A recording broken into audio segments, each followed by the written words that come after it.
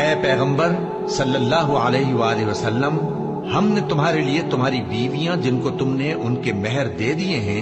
حلال کر دی ہیں، اور تمہاری باندیاں جو اللہ نے تم کو کفار سے بطور مال غنیمت دلوائی ہیں، تمہارے چچا کی بیٹیاں اور تمہاری پھوپھیوں کی بیٹیاں اور تمہارے ماموں کی بیٹیاں اور تمہاری خالاؤں کی بیٹیاں جو تمہارے ساتھ وطن چھوڑ کر آئی ہیں، سب حلال ہیں۔ اور کوئی مومن عورت اگر اپنے آپ کو پیغمبر صلی اللہ علیہ وآلہ وسلم کے حوالے کر دے، یعنی مہر کے بغیر نکاح میں آنا چاہے،